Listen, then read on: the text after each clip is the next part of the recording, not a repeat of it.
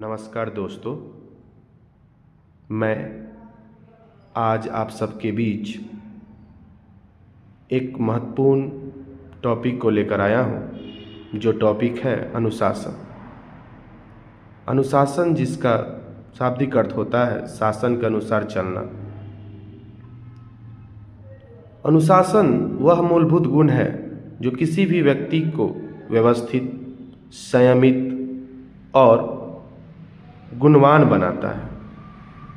अनुशासन का कदापि ये मतलब नहीं होता है कि आप बाहरी गुणों का, बाहरी नियमों का कितना पालन करते हैं, बल्कि आप कितने आत्मनियंत्रित हैं, कितने आप अपने इंद्रियों को नियंत्रित कर सकते हैं। ये चीज़ों को शो करता है कि आप अनुशासित हैं। अनुशासन जीवन के हर पहलू के लिए, हर क्षेत्र में आवश्यक है, चाहे वो व्यक्तिगत हो, चाहे वो पारिवारिक हो, चाहे वो शैक्षणिक हो। अगर हम अनुशासन में खुद को नहीं रख पा रहे हैं, खुद को नहीं रखे हैं, तो हम व्यक्तिगत, पारिवारिक और शैक्षणिक स्तर पे हम अपने आप को विफल पाएंगे।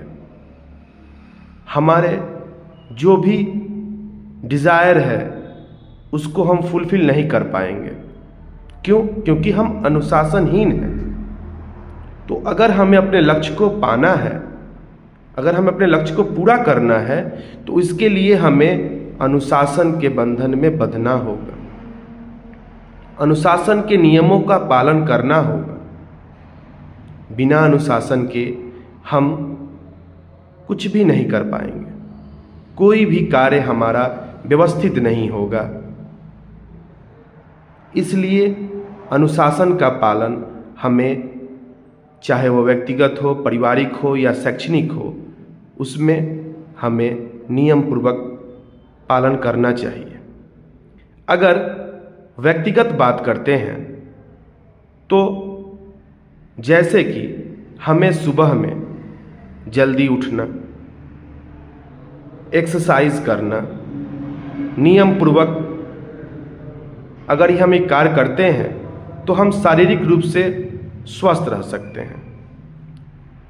पारिवारिक स्तर पे बात करें तो अनुशासन का पालन करना, हमें बड़ों से कैसे बातें करनी चाहिए, छोटों से कैसे बातें करने चाहिए, जो हमारे समकक्ष हैं उनके साथ हमारी कैसी विचारधारा होनी चाहिए, ये सभी इसमें सम्मिलित होती हैं।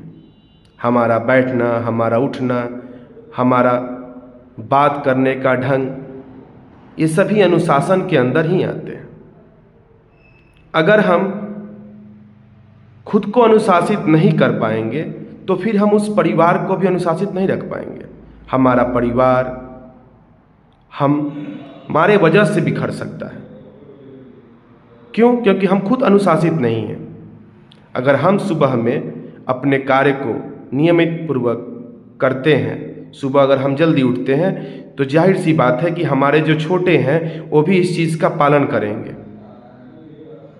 वो भी समझेंगे कि हाँ, हमारे भैया, हमारे पापा, हमारे चाचा प्रतिदिन सुबह जल्दी उठना, व्यायाम करना और बड़ों का प्रणाम करना,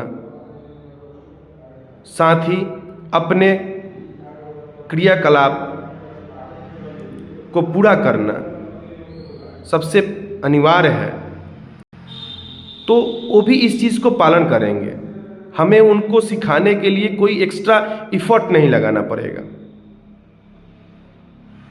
अन्यथा वो उस आलस के घेरे में आ जाएंगे जो आज समाज को खोखला करते जा रहा है।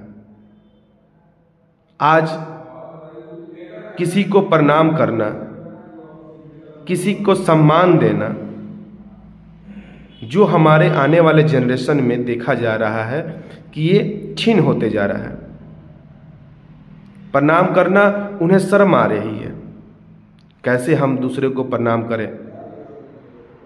अगर हम उनको उनके डेली एक्टिविटीज़ में चीज़ों को डालें, सिखाएं, तो शायद ये हमारा जो डिज़ायर है ये फुलफ़िल हो सकता है।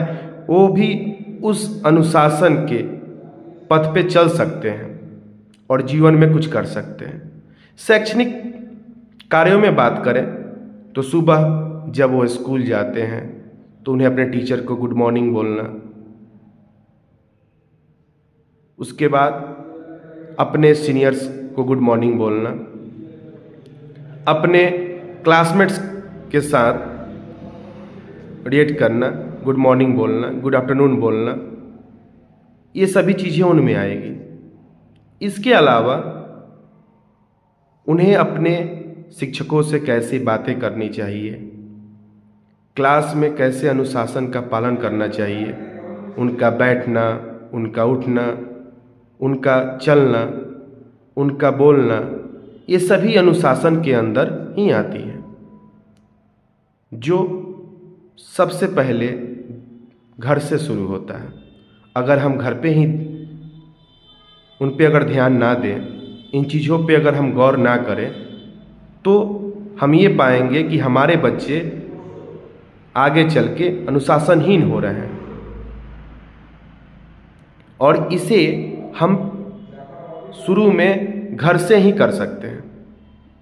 मीन्स शुरुआत जो होगा वो घर पे ही होगा, क्योंकि किसी भी बच्चे की अगर बात करें, चाहे हम हो, आप हो, हम सभी की जो पहली शिक्षक, जो फर्स्ट टीचर होती है, वो हमारी माँ होती है।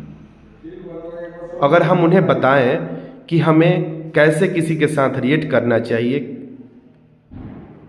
कैसे किसी के साथ बातें करना चाहिए, इन्हीं बातों के साथ आज के लिए धन्यवाद।